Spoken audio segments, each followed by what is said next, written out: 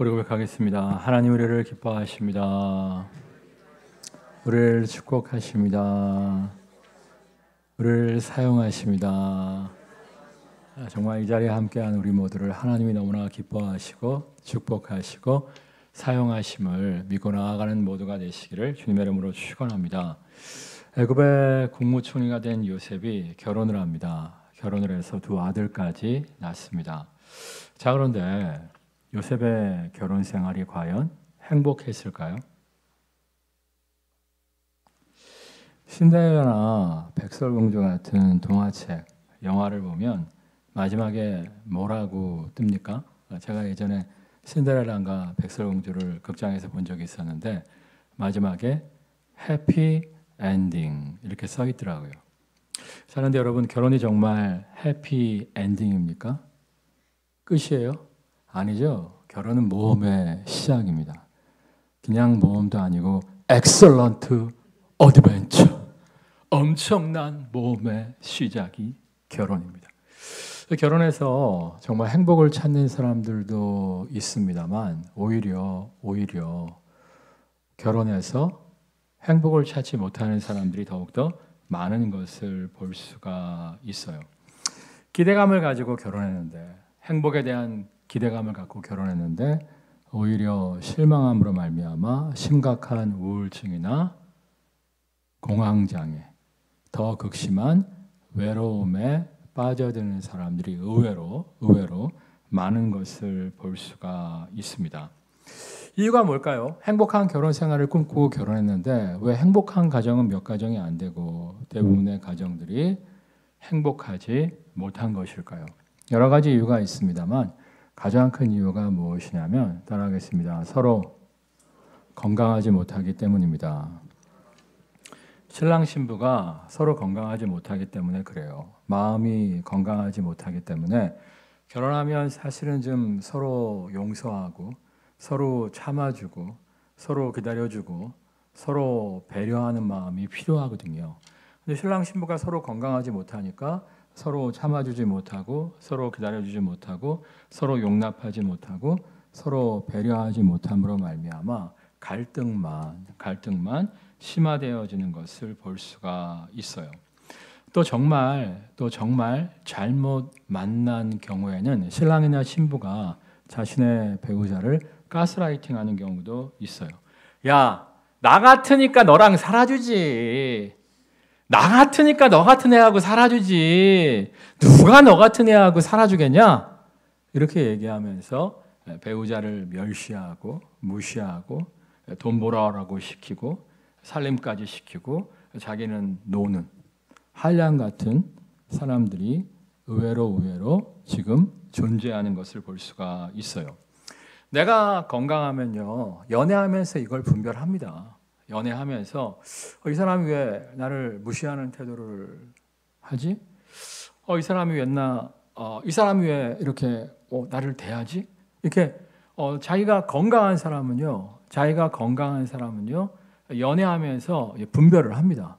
분별을 하고 딱 헤어져 버려요. 근데 자기가 건강하지 못한 사람은 이 사람 없으면 나 평생 혼자 살아야 돼. 이 사람 아니면 누가 날 거둬주겠어. 이러면서 사랑을 구걸하면서 끌려다니는 것을 볼 수가 있어요. 제가 저번에 누가 그러더라고요. 남자친구가 밥 한 번 안 산다는 거예요. 항상 얻어먹는다는 거예요. 그래서 그 남자랑 결혼하면 네가 남편을 먹여 살려야 할 확률이 100%다. 그렇게 얘기해 줬던 기억이 있는데 내가 건강하면요, 결혼 전에 분별을 해요. 근데 내가 건강하지 못하면 사랑을 구걸하다가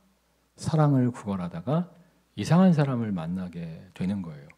우리가 이제 속아서 결혼할 수도 있습니다. 속아서 사기꾼하고 속아서 결혼할 수가 있어요.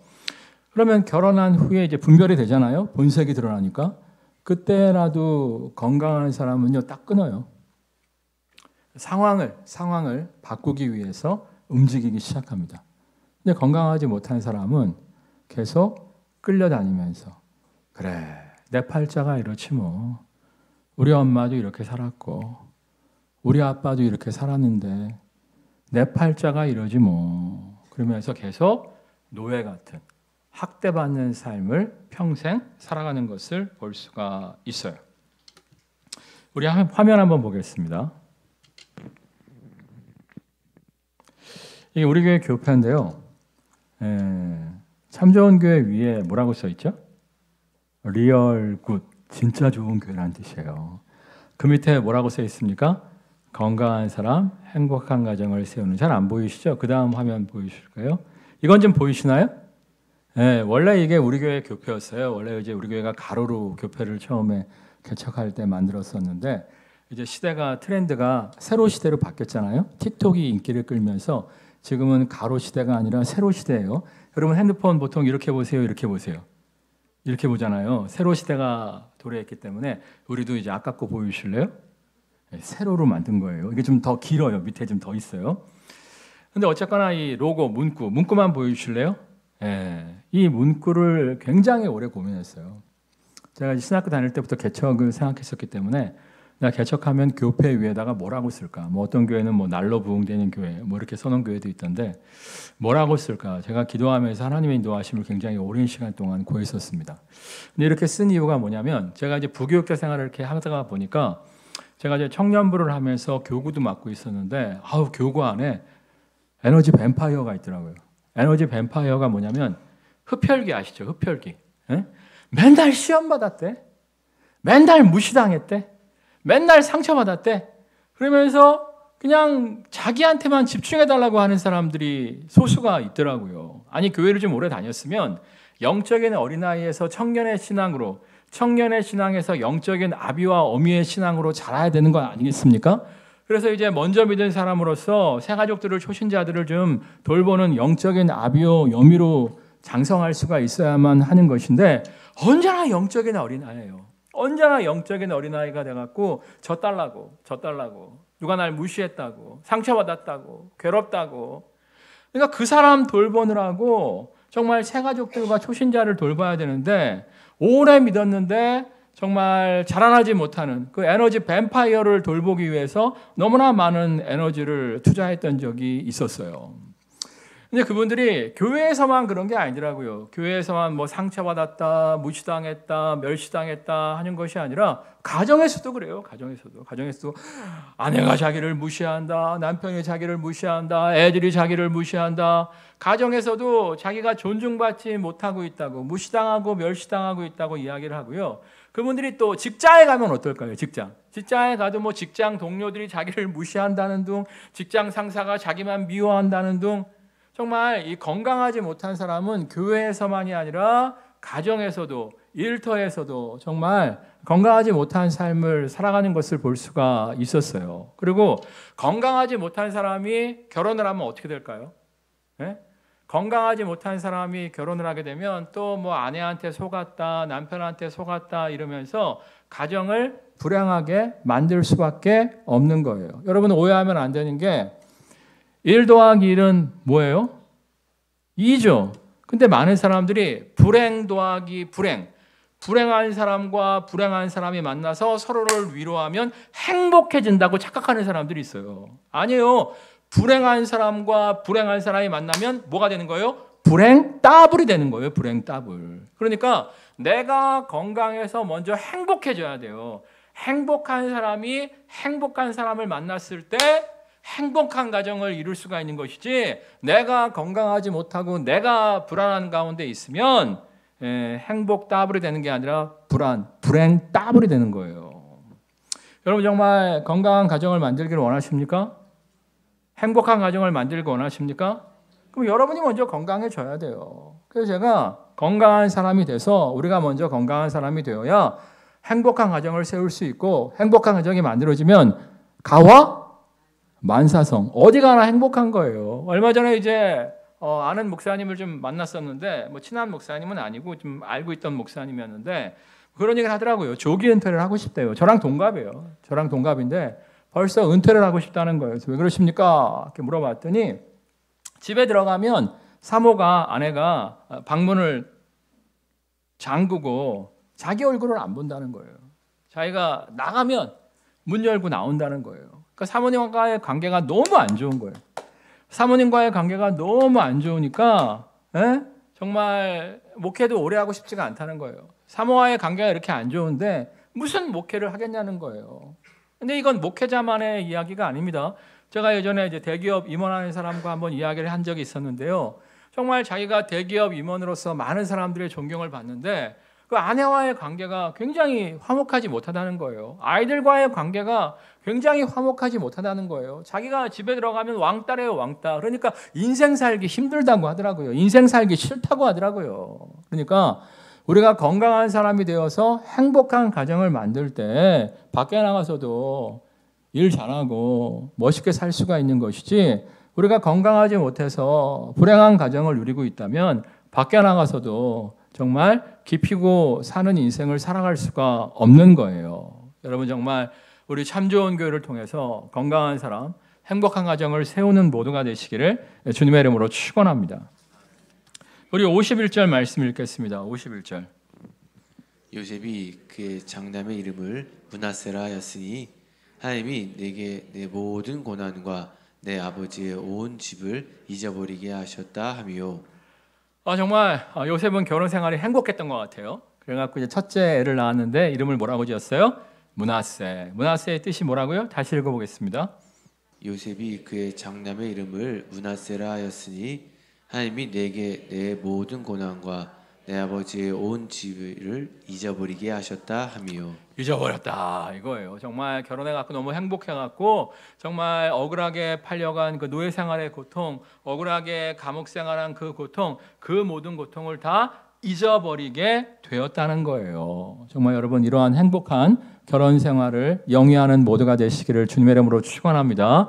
정말 가정생활이 너무 행복해서 과거의 아픔과 상처가 다 치유되는 여러분 모두가 되시기를 주님의 이름으로 축원합니다.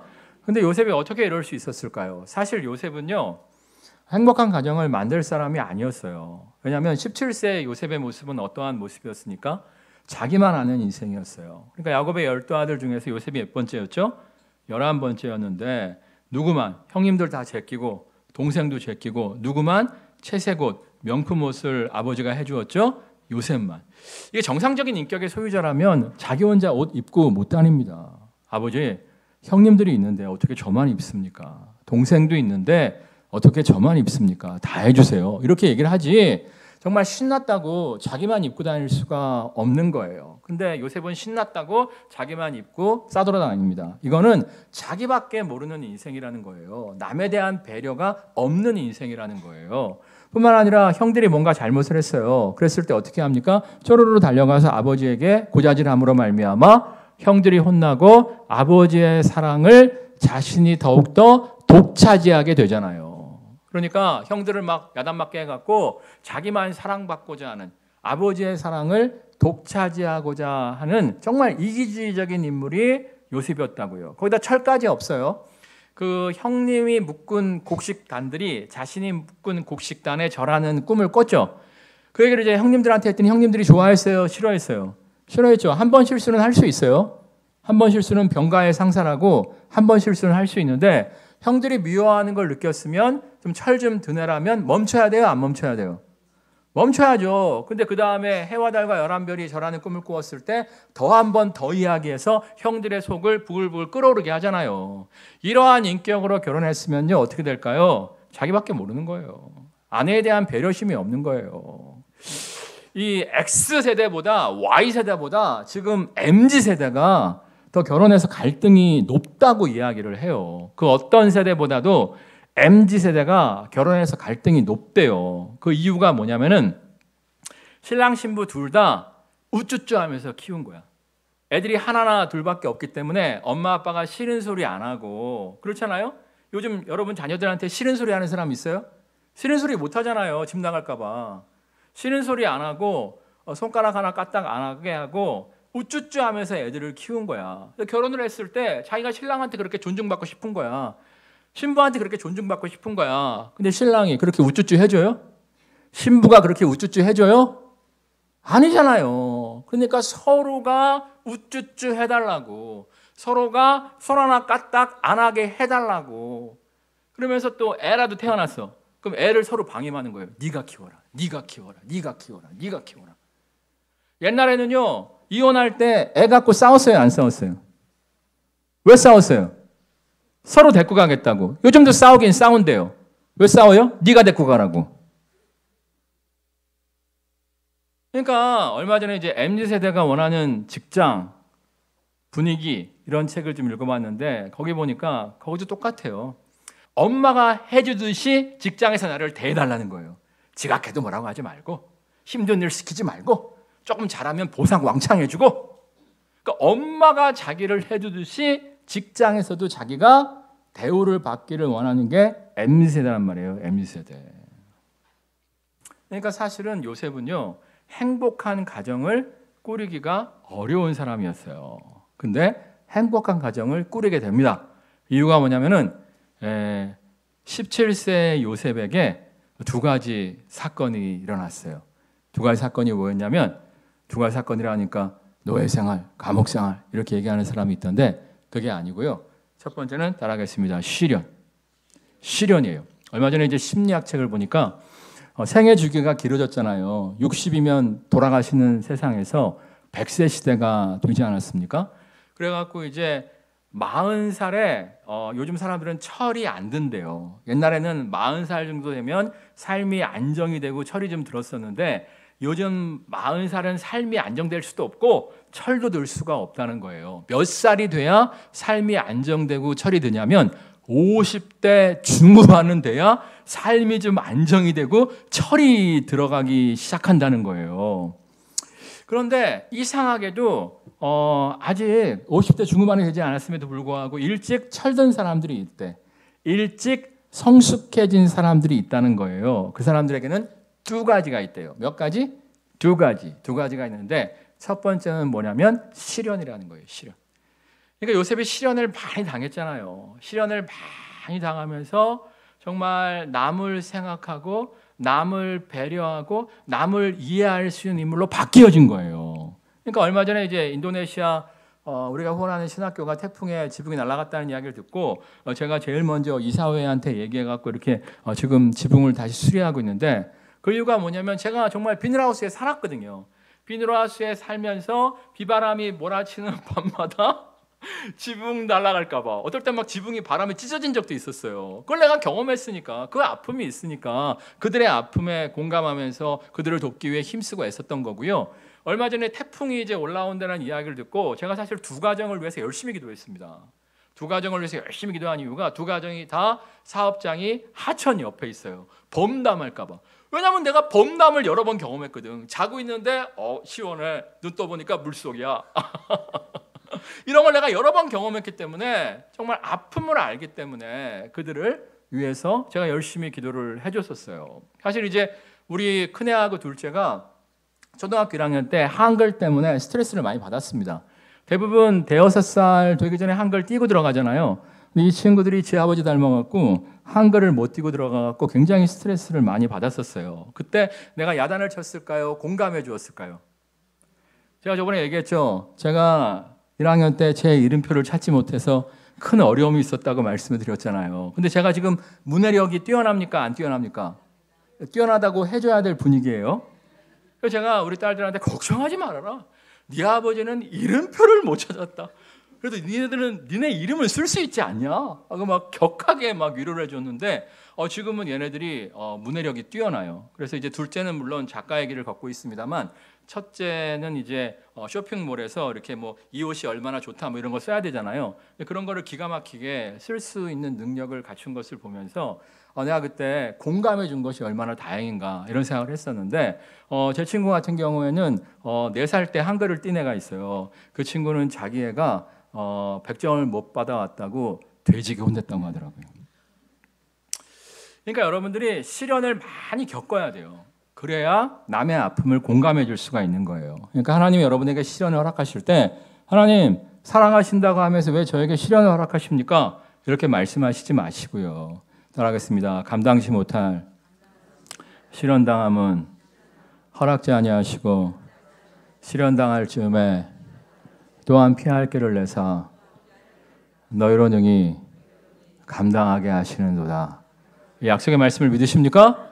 따라하겠습니다. 현재의 고통은 장차올 영광과 좋게 비교할 수 없도다. 이 약속의 말씀을 믿고 정말 하나님의 힘주심과 능력주심을 믿고 시련과 싸워 나아가는 모두가 되시기를 주님의 이름으로 축원합니다. 자, 그런데 요셉이 이제 두 가지 때문에 성숙한 하나님의 사람으로 행복한 가정을 만드는 하나님의 사람으로 자라갈 수 있다고 말씀을 드렸는데 첫 번째는 시련이라고 말씀드렸어요. 그럼 두 번째는 뭘까요? 두 번째는 뭘 것 같아요? 이 사람들이 또 착각을 하는데 시련만 있으면 결코 건강한 하나님의 사람으로 쓰임받을 수가 없습니다. 제가 한 10년 전에 제가 40대 초반에 고등학교 동창을 우연히 만났어요. 그래서 이런저런 얘기를 했는데 그 친구가 그런 얘기를 하더라고요. 전쟁 났으면 좋겠대요. 전쟁 빨리 나가고 세상이 뒤집어졌으면 좋겠대. 왜냐하면 그 친구가 되는 일이 없어. 네? 되는 일이 없는 거예요. 되는 일이 없으니까 한이 많으니까 세상이 뒤집어지기를 바라는 거예요. 요즘 묻지마 범죄하시는 분들 있죠? 그분들이 왜 그래요? 한이 많아서 그러는 거예요. 되는 일이 없으니까 나만 죽지 않고 너도 같이 죽자 이거 아니에요. 너 죽고 나 죽자 이거 아니겠습니까? 그러니까 계속 시련만 당하고 계속 아픔만 당하고 계속 고통 가운데 있는 사람들은 한이 많기 때문에 성숙한 인격이 될 수가 없어요. 오히려 조금만 누가 뭐라면 무시해? 무시해? 무시해? 이러는 거예요. 제 아내와 제가 가끔 뭐 이런 얘기를 하다가 저런 얘기를 하다가 아내가 가끔 저렇게 이제 무시하는 언사를 할 때가 있어요. 요즘 많이 줄었는데 결혼 초기에 이렇게 저를 무시하는 언사를 할 때가 좀 많이 있었어요. 제가 사실 이제 목회 말고는 다 모르잖아요. 그러니까 막 무시하는 언사를 할 때가 있었는데 제가 그때 스트레스 받았을까요? 안 받았을까요? 안 받았어요. 왜 안 받았는지 아세요? 제가 우리 와이프보다 가방끈이 길거든요. 가방끈이 기니까 뭐라고 얘기해도 괜찮아. 내가 더 아는 거 많아. 그러니까 근데 이게 내가 어떤 부부를 보니까 자기 와이프가 자기를 무시한다는 거예요. 내가 들어보니까 그냥 농담한 거야. 아유 당신 이것도 몰라. 이럴 수 있잖아요. 근데 막 열받는 거야. 왜? 아직 시련 가운데 있거든. 아직 역경 가운데 있거든. 그러니까 우리가 시련만 있어서는 안 되고 따라하겠습니다. 승리자가 돼야 돼요. 그러니까 계속 시련 가운데 있으면 한만 쌓여갖고 뻑하면 날 무시해? 날 멸시해? 이런 사람이 되는 거고 시련을 극복한 승리자가 돼야 되는 거예요. 승리자가 돼야 야 그래 나도 이렇게 어려웠었어. 야 이렇게 나도 힘들었었어 하면서 남을 배려하는 사람이 될 수 있는 것이지 계속 힘들면 전쟁 나기를 바라는 거예요. 그 친구 얼마 전에 누구한테 물어봤더니 지금도 전쟁 나기를 바라고 있다고 하더라고요. 왜냐하면 되는 게 없으니까. 그러니까 여러분들이 시련만 겪는 것이 아니라 시련 속에서 승리자가 되시기를 주님의 이름으로 축원합니다. 근데 어떻게 하면 승리자가 될 수 있다고 말씀드렸죠? 제가 여러 번 말씀드렸는데 제가 달리기에 남다른 은사가 있다고 말씀드렸죠. 3명이 뛰면 몇 등? 5명이 뛰면 몇 등? 8명이 뛰면 몇 등? 근데 제가 한번 7등 한 적이 있다 그랬죠. 이유가 뭐였죠? 어떤 애가 넘어졌어. 근데 제가 진짜 초등학교 5학년인가 6학년인가 정확지가 않은데 제가 정말 눈썹이 휘날리게 뛴 적이 있었어요. 그때 담임 선생님이 나하고 우리 학교 육상 선수인 같은 반 애한테 운동장을 가로질러서 교문에서 무슨 물건을 들고 오라고 시켰거든요. 근데 그 친구가 나를 데리고 가는데 내가 너무 늦게 뛰니까 내 손을 딱 붙잡고 뛰기 시작하는데 내가 넘어지지 않기 위해서 나도 모르게 막 다리를 막 움직이는데 내가 그때 깨달았어요. 야 이렇게 내가 빨리 뛸 수 있구나. 에? 그때 내가 진짜 눈썹이 휘날리게 뛰었어요. 얼마나 빨리 뛰었는지 내가 아직도 기억을 해요 지금. 그때 내가 위대한 인생의 진리를 깨달았잖아요. 내가 아무리 느려도 빠른 놈하고 뛰면 빨리 뛸 수 있구나. 그걸 깨달은 다음부터 저는요 실패한 사람들하고 같이 하지 않았습니다. 보통 애들이요 실패한 사람과 같이 하는 걸 좋아해요. 너 이번에 시험 망쳤어? 나도 망쳤어. 너 이번에 떨어졌어? 나도 떨어졌어. 이러면서 위로받는 걸 좋아하거든요. 위로받고 끝나는 거예요. 난 그 다음부터 성공자와 함께하는 인생을 꿈꿨습니다. 그래서 공부 잘하는 애한테 가서 물어보고요. 뭐 잘하는 애한테 가서 물어보고요. 지금도 마찬가지예요. 목회 잘하는 목사님들을 자꾸 만나서 물어봐요. 누구는 그러더라고요. 그 양반 재수 없는데 왜 만나냐고. 잘난 사람들이 약간 재수 없는 건 있긴 있어요. 근데 잘난 사람들은 그냥 잘난 거 아닙니다. 여러분 운칠기삼이라고 아시죠? 성공하려면 운이 7이고 기술이 3이라고 말씀드렸죠. 근데 운도요 만들어지는 거예요. 사실은 운이 괜히 따라오는 게 아니에요. 준비된 사람에게만 운이 임하는 거예요. 그래서 성공한 사람들을 조사해 보면 뭐가 다 있어요. 뭐가 다 있어. 그거를 도시락 싸갖고 다니면서 배워야지. 재수 없어. 재수 없어. 그러면 안 되는 거예요. 근데 우리에게 재수 없지 않은 성공자가 있어요. 누구죠? 저라고 얘기하고 싶은데 저는 아니고 예수님이잖아요. 예수님이 십자가 위에서 모든 죄와 저주와 사망을 이기셨잖아요. 여러분 정말 승리자이신 주님과 함께하는 모두가 되시기를 주님의 이름으로 축원합니다. 승리하는 승리자이신 주님과 함께함으로 말미암아 여러분 정말 시련을 극복하고 하나님의 승리의 찬가를 부르는 모두가 되시기를 주님의 이름으로 축원합니다. 정말이에요. 사도 바울이 역경과 시련 가운데 뭐라고 고백합니까? 내게 능력 주시는 자 안에서 내가 모든 것을 할 수 있느니라. 주님 붙잡고 나아갈 때 감옥 안에서도 지하 감옥 안에서도 할 거 다 했어요. 주님도 말씀하시죠. 정말 할 수 있거든이 무슨 말이냐? 믿는 자에게는 능치 못할 것이 없느니라. 이 약속의 말씀을 믿으십니까? 이 약속의 말씀을 믿으십니까? 믿고 나아갈 때 우리가 승리자와 함께 승리의 인생을 살아가게 될 줄 믿습니다. 52절 말씀 읽겠습니다. 52절. 차남의 이름을 에브라임이라 하였으니 하나님이 나를 내가 수고한 땅에서 번성하게 하셨다 함이었더라. 둘째 이름을 낳았는데 둘째 이름을 에브라임이라고 지어요. 에브라임이라는 말의 뜻은 장성, 번성 이런 뜻이에요. 그러니까 우리가 번성하게 될 것이다 이렇게 믿음의 고백을 한 건데 애를 많이 낳겠다 이런 뜻이 아니고요. 이제 우리 가족의 행복을 넘어서서 하나님이 정말 내 모든 고통을 잊게 하는 가정의 행복을 주셨으니까 이 가정의 우리 가정의 행복을 넘어서서 하나님의 사명을 감당하는 인생을 살아야겠다. 지금 이 얘기를 하고 있는 거예요. 왜냐하면 하나님께서 아브라함에게 뭐라고 말씀하십니까? 너의 후손들이 나중에 애굽에서 살게 될 것인데 애굽에서 너희의 후손들이 민족을 이룰 거야. 민족을 이룬 후에 다시 약속의 땅에 돌아와서 하나님의 나라 이스라엘을 만들게 될 거야. 하나님 나라의 비전을 허락하여 주시잖아요.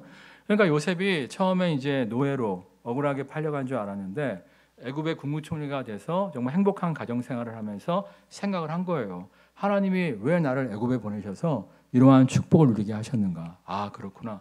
우리 가족이 그 당시 이제 야곱의 가족이 다 합치면 한 70여 명 됐거든요.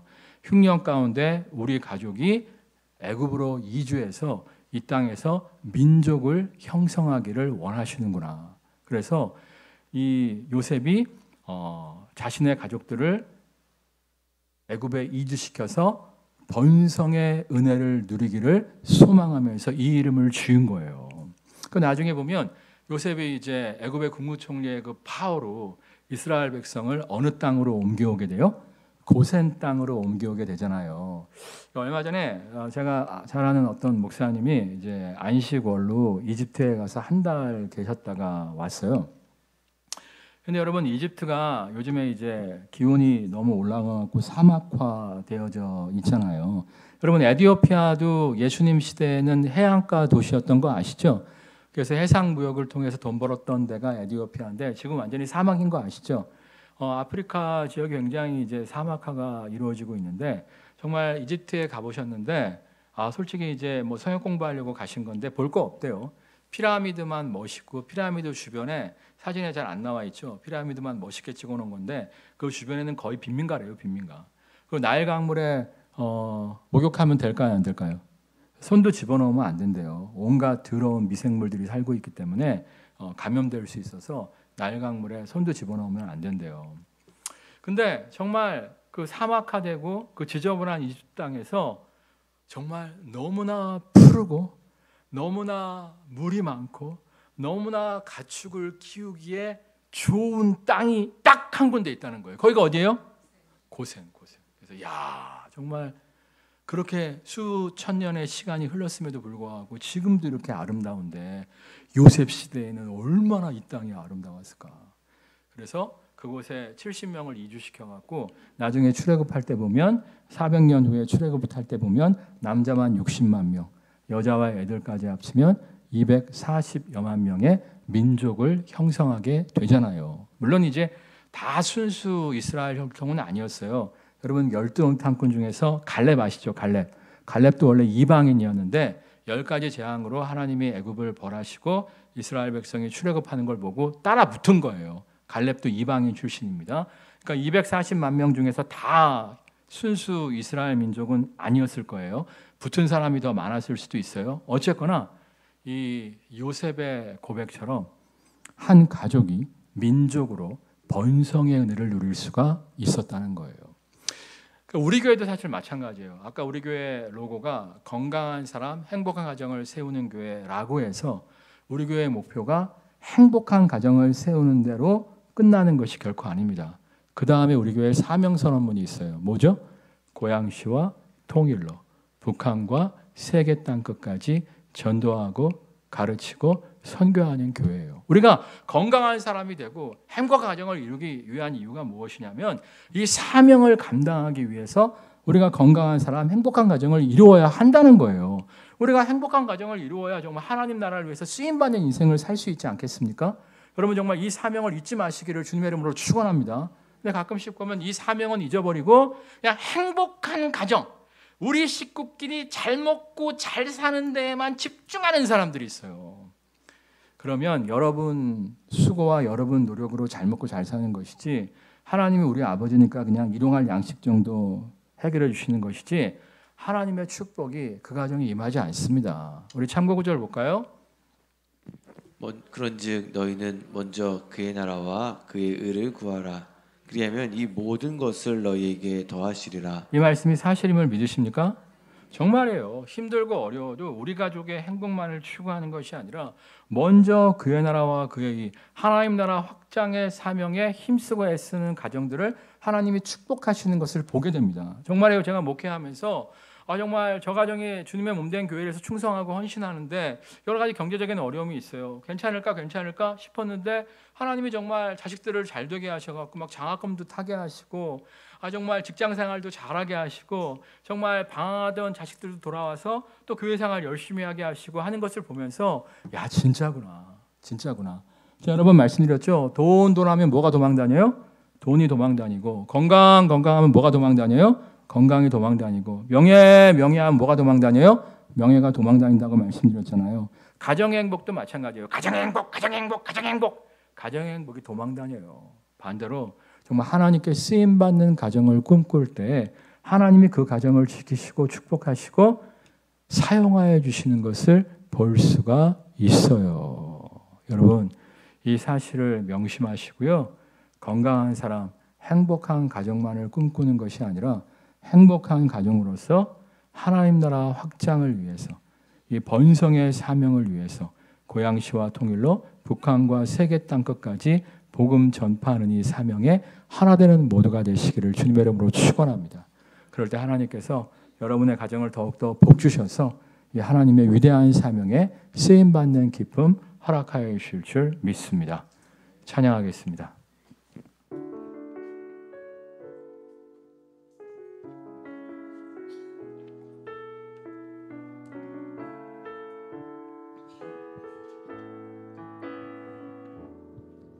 내게 허락하신 시련을 통해 나의 믿음 더욱 강하게 자라나고 험한 산과 골짜기 지나는 동안 주께 더 가까이 나를 이끄시네. 내가 겪는 시험이 어렵고 힘겨워도 내 주님보다 크지 않네. 내 앞에 바다가 갈라지지 않으면 주가 나로 바다 위 걷게 하리. 나는 믿는 주의 능력을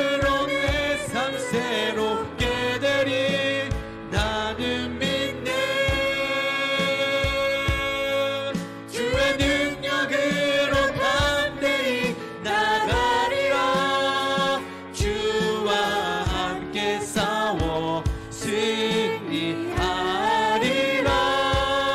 날마다 믿음으로 나 살아가. 나는 믿네. 나는 믿네.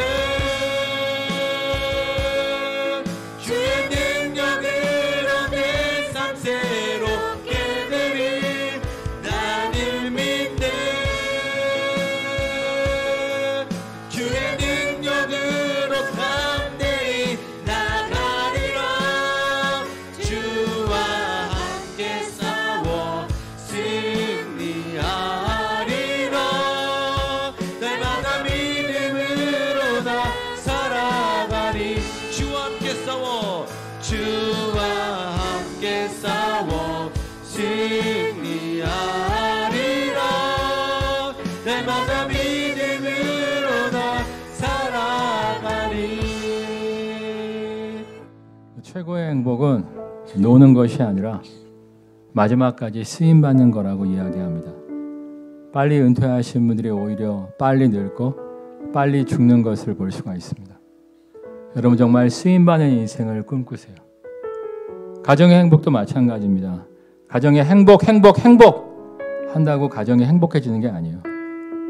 가정의 한 사명 안에서 함께 쓰임받기를 추구할 때 그 가정이 하나님 안에서 행복한 겁니다. 정말 건강한 사람을 추구하는 모두가 되게 하여 주옵소서. 내가 건강해야 행복한 가정을 만들 수 있습니다. 행복한 가정에서 머무는 것이 아니라 정말 쓰임받는 가정을 꿈꾸며 나아가게 하여 주옵소서. 하나님 안에서 함께 쓰임받는 건강하고 행복한 가정 되어지게 하여 주옵소서. 합심해서 기도하겠습니다.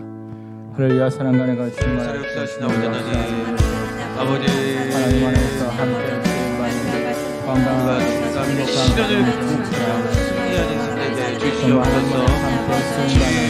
건강하고 행복한 가정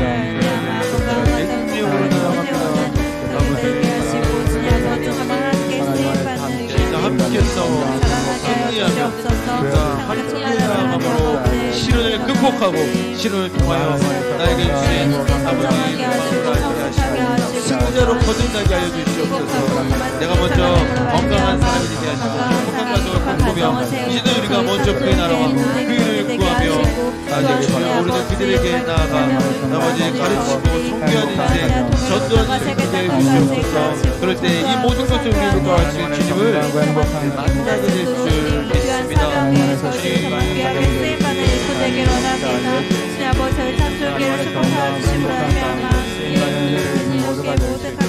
하나님 역사 믿음으로 주시옵소서. 정말 하나님 안에서 건강하고 행복한 가정, 쓰임받는 가정을 추구하게 하여 주옵소서. 정말 내가 건강하지 못하면 행복한 가정을 만들 수 없습니다. 가정의 행복은 행복한다고 오는 것이 아니라 함께 하나님 안에서 하나님의 사명을 감당할 때 하나님의 복주심이 우리 가정에 임하게 되어집니다. 하나님 정말 이 사실을 명심하고 하나님 안에서 건강한 가정, 행복한 가정, 쓰임받는 가정을 소망하며 나아가게 하여 주옵소서. 우리 모두가 영적인 한 가족으로서 고양시와 통일 러브칸과 세계 땅끝까지 복음의 사명을 감당하는 번성을 추구하게 하여 주옵소서. 이를 통해 주님 다시 오시는 그날까지 정말 행복한 인생을 누리는 모두가 되게 하여 주옵소서. 예수님의 이름으로 기도드렸사옵나이다. 아멘. 우리 한번 고백하겠습니다. 쓰임받는 건강한 가정, 행복한 가정을 이룹시다. 정말 예수님 안에서 쓰임받는 행복한 가정, 건강한 가정을 누리는 모두가 되시기를 주님의 이름으로 축원합니다.